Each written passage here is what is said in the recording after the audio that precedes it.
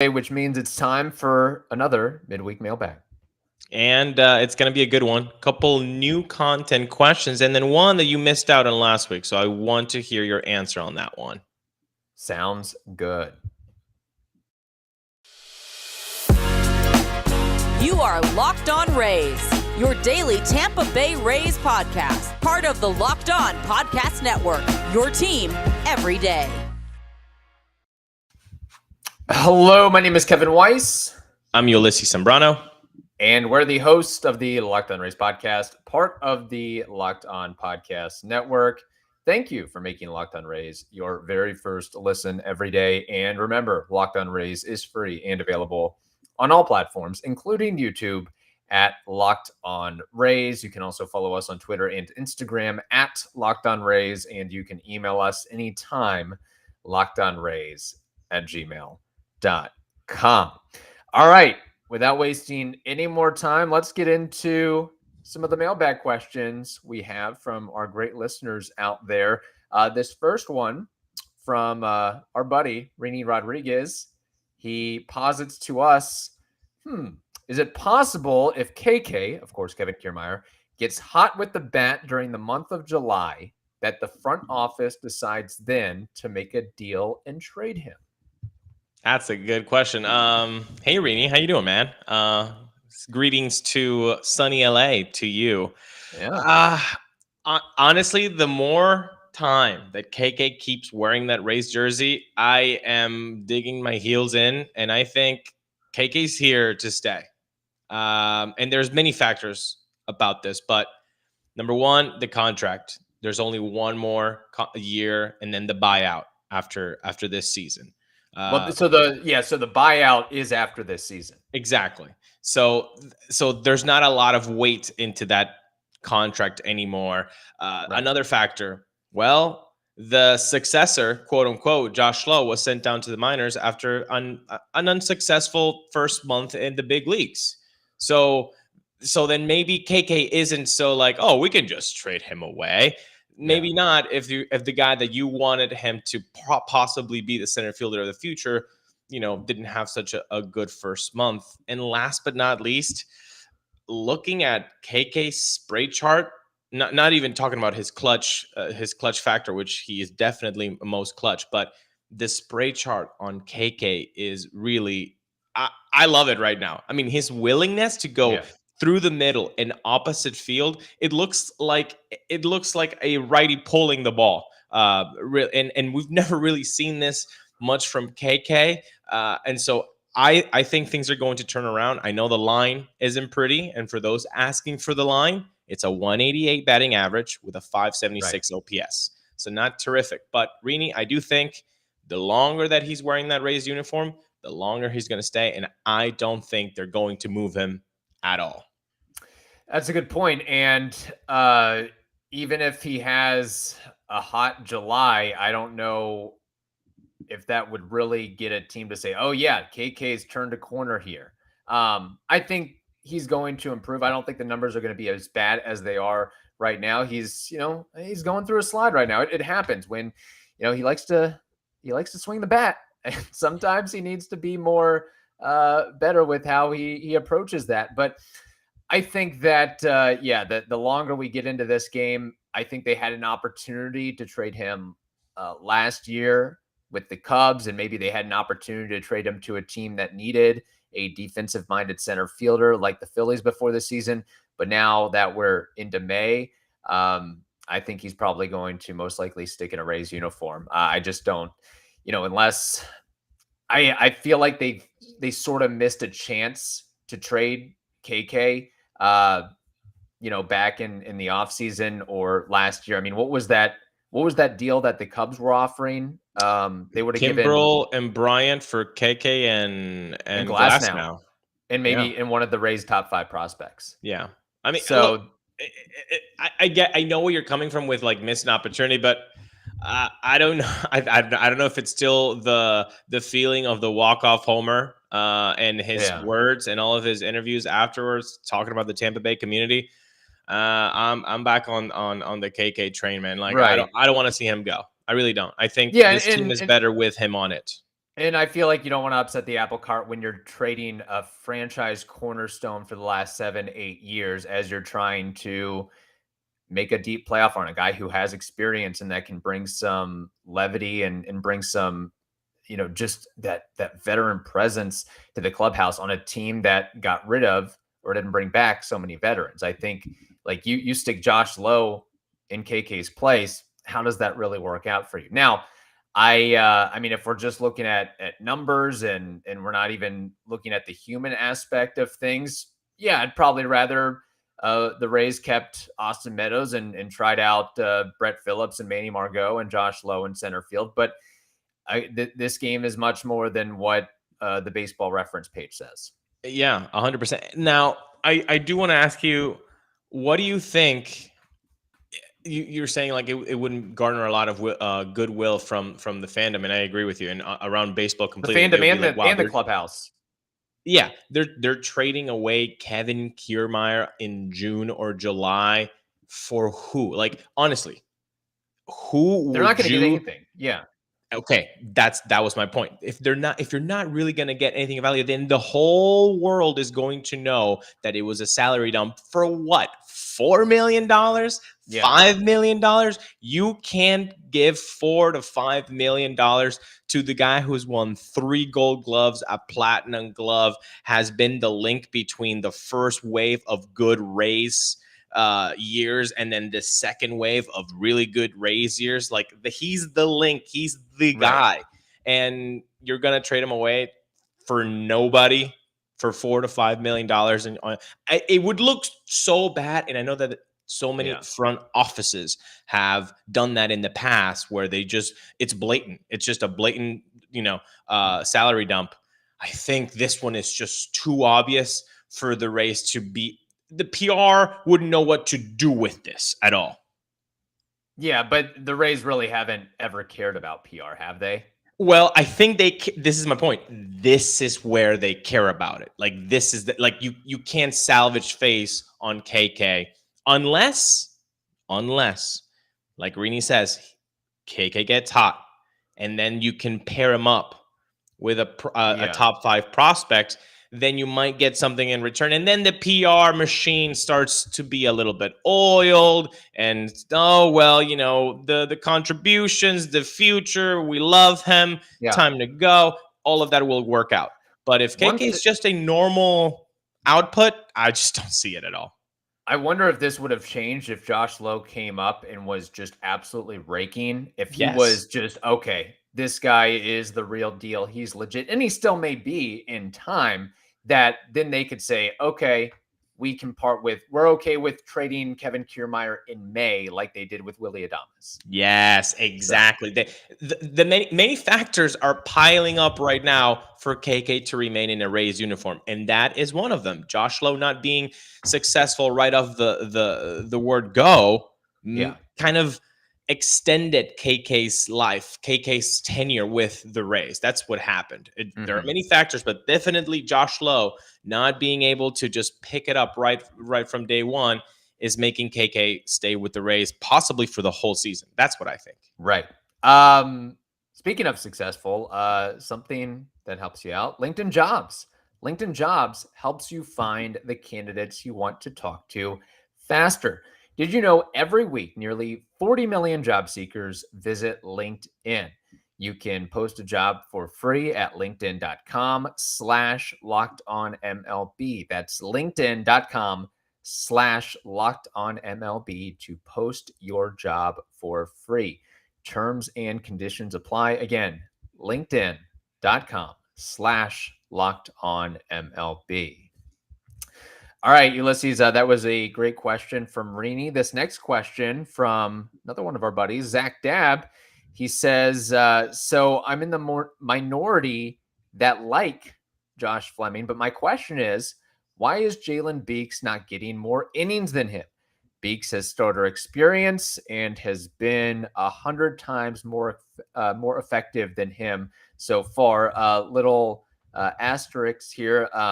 Zach sent this message in before Josh Fleming got sent down, but his point is still valid. His point is still valid. And when he says when Zach says that Jalen Beeks has been more successful than Josh Fleming. Well, I'll tell you how successful Jalen Beeks has been. 1-0 record, 10 and 2/3 innings pitched, 13 Ks, 0.75 whip, and a really shiny 0.00 ERA. So yeah, he's been doing way better than Fleming. Now, I looked at his game log for Jalen Beeks. He had been used every 3 to 4 days in April. And then at the end of it, 8 days in between his last 2 outings. So if we want to speculate, which I usually do not want to, but maybe there's something, a soreness. I don't feel so well. Let's just give it a little bit of rest. Maybe that could be it. Another option would be, hey, this guy's coming back from Tommy John. There has to be some refrain on how he's being used. I know they're athletes and all that, but you have to, be cautious with the amount of innings and pressure and stress that you're putting on that body. So I think that is the real answer. And besides, he's been so successful. He's looked so nasty. I know the first idea with a guy like him that's getting these types of results would be, hey, put him out there any chance you get. But on the contrary, the Rays are saying he's so good, let's keep him fresh so we can use him throughout the whole season and hopefully the playoffs. Yeah, I think you nailed it on the head, Ulises, is the fact that, again, this isn't a video game. We can't just say, oh, he's healed, let's throw him out there and have him throw 140 innings. Jalen Beeks has thrown less than 20 innings combined the last 2 years. Josh Fleming has thrown some 135, 136 innings combined the last 2 years. I think it's just a matter of, in the Rays, like every other organization, we see how many pitchers go down and out for the count or get some sort of ailment. Like, this isn't the time to, hey, Jalen Beeks, you're healthy, right? All right, let's work you out for 5 or 6 or 4 or 5 or 3 or 4. And to your point, he's been effective in the role that he's been deployed as right now. So I don't know why you would want to change that or alter that as of this point. Give what the Rays are doing right now. They're essentially replacing Josh Fleming for Jeffrey Springs. Let's see how Jeffrey Springs handles that role. And if he falters, then maybe you move on to the next guy. Maybe in a month or 2 months from now, maybe Jalen Beeks is okay and able to be stretched out a little bit. I have no doubt, just based on Beeks' repertoire and what we've seen so far, that he eventually can be that bulk/starter hybrid type of guy, because he has 3 usable pitches, including the changeup, which is his most used pitch, which that is a kryptonite against right-handed hitters. So he should be able to get out lefties and righties with the types of offerings and the deceptive delivery that he has. But I just think that as the Rays were so patient with their starters in the first couple weeks of the year, they're probably even more so being like that with Jalen Beeks, considering it is coming off Tommy John surgery. I know Jeffrey Springs got hurt last year, but it was a quirky, ankle injury, a slip off the mound. It wasn't an arm, shoulder, wrist, hand issue. And I think that's the big difference here. And as far as Josh Fleming goes, I feel bad for the guy, because it seems like he's, I don't think his numbers are indicative. I don't think he's as bad as what the numbers have shown this year. I think the defense has jobbed him a little bit. I agree with you there. And I think if you've seen Josh Fleming's, all of his starts, it would be very leaning towards lying if you said that's all on him. Like, if you watch every time that he was on the mound, the defense did not play to its standard and to its potential on days that he was on the mound. Having said that, he was not having a particularly good time on the mound, and the results were there too. Even if you take out the defensive, he was still getting hit. Even if they're bloops, they're falling in. Like, those count. If those counts for hitters' averages, if those counts for driving in runs, then I'm sorry, you just didn't execute the correct pitch. My question is, did the lack of execution happen after the defense let him down, or did he wasn't executing first and then the defense later on let him down? Because I wonder if it was a situation where and I'd have to go back and look at the video and look at the starts, but where the defense makes a couple mistakes and doesn't help him out, and then he's pressing and trying to maybe alter what he tries to do. He gets out of his element in that, and just things implode from there on. Honestly, I think it's both. I think it's him getting hit on, and then boom, an error happens that makes all of those runs go in, or the opposite, which happened most recently. An error starts the falling down, the avalanche of him getting hit on. So it sucks because Josh Fleming, I do believe I've talked about this ad nauseum. His fielding is terrific. This guy, if he were to be given 160 innings to pitch, he would win a Gold Glove. I have no doubt. Josh Fleming has cold blood in those Missouri veins. It's just he's really I don't know why, but he's really not either tunneling correctly. He's not deceiving the runners. Maybe the pitch mix is not being as random as it should be. There's something happening, but I do think that this guy can succeed in the major leagues. We've seen him succeed. We saw him succeed this damn year, including in 2022. So just go back to AAA, work on some stuff. We'll go watch some video, and then get the help that you need in order to succeed. Sometimes it's just a reset, build some confidence. AAA, the stakes aren't high. You can just work on what you need to work on, whether it's fine-tuning a pitch, whether it's working on a pitch mix. You can that's sort of the reason why you have the AAA and the minor leagues, is you can send some guys down to fix themselves a little bit. And just for the record, Fleming, he is right now 2-3 with a 6.38 record. His numbers over the last 5 outings are not very good. 23 runs, 13 of those earned, 24 hits, and 9 walks in 15. See, but 24 hits.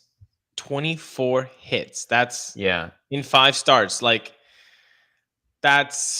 wonder how many of those were hits that shouldn't have been hits. How many of those that the defense should have been able to scoop some of those up? Because, you go 5 starts. Okay, well, that's 5 hits apiece. 5 hits every game. That's not that bad. That's not that bad if you're pitching 5 to 6 innings. Right. He's not pitching 5 to 6 innings. He's pitching 2 2/3, 3 innings, maybe 3 2/3. I don't think he's reached 4 innings this season. I may be wrong. I don't know if you have it in front of you, but that's the issue. In a very short time span, he's getting a lot. He's allowing a lot of hits. Yeah. See the Trevor Richards now? Has he turned into like a Trevor Richards, Austin Pruitt type where I hope not. I really like Josh Fleming and the way that he pitches, just like Yarbrough. I like the left-handed side. I like pitching the contact. I like having guys that actually can control those pitches all out of the control zone and the strike zone rather. Yeah. And he's just not getting the results, man. It's really it's disappointing. And maybe his role just needs to be altered too. Maybe when it comes to the big league level, maybe he's not a true starter. Maybe he is just better as a lefty only guy for the most part, or just they'll figure it out. He'll be back. I'm sure he will be back up at some point this season, considering that he's had success before in a Rays uniform, and considering that 1, 2, 3, 4, maybe more pitchers at some point are going to get hurt. So we'll have to watch and monitor that as that goes forward. Maybe what Josh Fleming needs is a Built Bar or 2. Maybe that'll help him. That is true. You know why? Because summer is coming. And with summer, you want to have some food on the go, including Josh Fleming. So Built Bars are the perfect snack to take with you on family vacations. You can throw them in your bags and your kids' backpacks. Make sure that everyone has a bar and you're fueled for your summer adventures. You remember, all Built Bars and the Puffs are covered in 100% real chocolate. That means that with Built Bar, you can eat healthy and actually enjoy doing it. I mean, they've got banana cream pie, they've got churro, peanut butter brownie, mint brownie. They've got so many flavors that you have the one for you at Built.com. So today, go to Built.com clubhouse.com and use promo code LOCKED15. When you use LOCKED15 as the promo code, you get 15% off your order. So today, go to built.com, use promo code LOCKED15, and get 15% off your order at built.com. All right. This last question, I didn't get a chance to answer it, but Ulises, I do want to hear your take again, and then I'll give my thoughts on it. From Ty McCann, he says, the Rays seem to do a lot of unconventional things. Why not bring back captains in the C on the jersey? If you were to pick a captain on this team for this season, who would you pick? Ulises, I guess you answered this question in one of the mailbag episodes last week. Okay. I did. It was Wednesday's episode. Thank you, Ty, again for doing that question. That was a really fun question. I gave a podium. I said you have three options, and and I don't think that you can deviate, but maybe you do, and I want to hear your backup claims for that. Number one, Kevin Kiermaier, Captain Kevin Kiermaier, French face of the franchise for so long, 3 Gold Gloves, the guy who has been the Tampa Bay Rays face for a long. That's my podium number one. On the second place, Wander Franco, right? I mean, if you give this guy $182 million after having played only 72 games, then yeah, maybe you do think that this guy's going to be here for a long time. And you do. Yes. And if you're willing to give him that money, maybe you can just sew extra fabric on his jersey too, just for the sake of it. You're a shortstop. You're our guy. We follow you, Captain Franco. And my third option for this podium would be Mike Zunino, behind the dish, Florida man. He is the link between pitchers and position players. He is that link. He understands what both of them go through. Everybody on that team is thankful for Mike Zunino and what he can provide, because the position players really love playing behind a guy that knows how to talk to pitchers. That helps them too. And they also like the pop behind in his bat too. So those were my three options for wearing a C for captain on their jerseys. Mine would have been the exact same, except I'd have one more addition or possibility, and this would just be to appease the pitching staff. And I guess Zunino would probably fit that role, but Corey Kluber, given his veteran presence and his history and experience and the fact that he's won multiple Cy Youngs. Now, I know it's only a 1-year deal and that he's probably not going to be back next season. That makes it difficult. But that's the only other guy that I might include, because I think he was brought in to bring in such a great mentorship to the pitching staff. But out of those guys that you mentioned, if you were Kevin Cash, and you can only give one C, who do you give it to? Do you give it to KK? Do you give it to Franco? Do you give it to Zunino? There's only, we can't, this isn't football where we can have, 4 or 5 captains. We can only give it to one guy. Who is that one guy you are giving it to? Then if I'm Kevin Cash, I go up to the front office and I knock on Eric Neander's door, but it's open. So I'm just doing that politely, because Eric seems like a guy that would just have an open door policy. He's chill. Right. Yeah. He's wearing a fleece. It's okay. So you quarter zip. Yeah, exactly. Quarter zip. Hey, Eric, how you doing? Look, I want to make a C for captain on a jersey. I need to know if you're going to trade Kevin Kiermaier this year, yes or no. I need where you're leaning, because if it's not a 100% we're not trading him, then I can't do this move. And then Eric would say, I pick up the phone, man. I can't do anything about the phone calls that are coming in. If he is able to tell me, Kevin Cash, I'm not trading Kevin Kiermaier, then it's Kevin Kiermaier. He wears the C. It's his last year. It would be something I think really nice for the team to give to KK. Yeah. If that isn't the answer, if he goes, I'm sorry, man, I can't give you 100%, then you have to go Wander.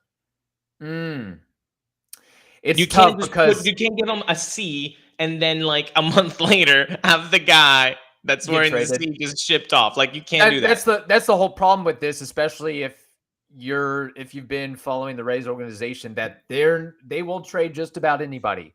And you trade the guy with the C on his chest, then you give the C to somebody else. Like, oh, you weren't really our captain the first time around, but now we're going to make you our captain because the guy that we really wanted to be the captain is no longer here. So, I feel like I will say this.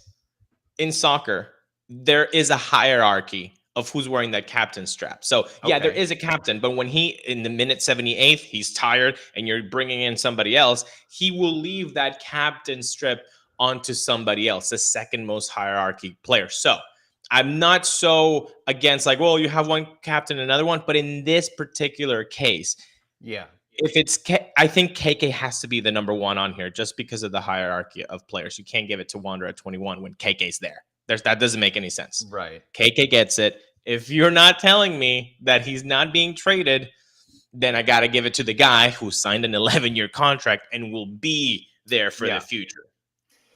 I'm almost leaning towards Zunino because of the link between the pitching staff and the position group. And we had, I guess it was around this time last year that we had on Red Scout Charlie Aliano, and he described Zunino as having Gary Carter-like leadership and presence. Yeah, that's a pretty big deal. So I think that he might be I don't know.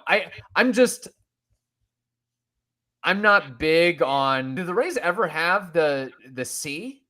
Did they ever implement that? No, never. Okay, because the way I read this question from Ty, why not bring back captains in the C on the jersey? So I guess the Rays used to have captains, but not necessarily the C on the jersey.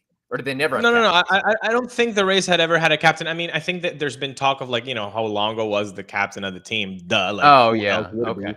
But no, I think it's more of he lives in Boston, so I'm thinking he's doing the Jason Varitek C on the jersey. Yeah. So no, the Rays have never had a captain, but if they were, I think that's the podium, man. It's Kiermaier, Wander, and Zunino. You don't give it to KK if he is going to be traded the same year. Like then don't have it.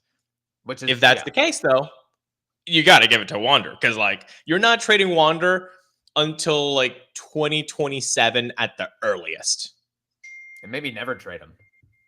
The way things, or maybe never trade him. That would be nice. Yeah. That would be nice. Wouldn't that be nice?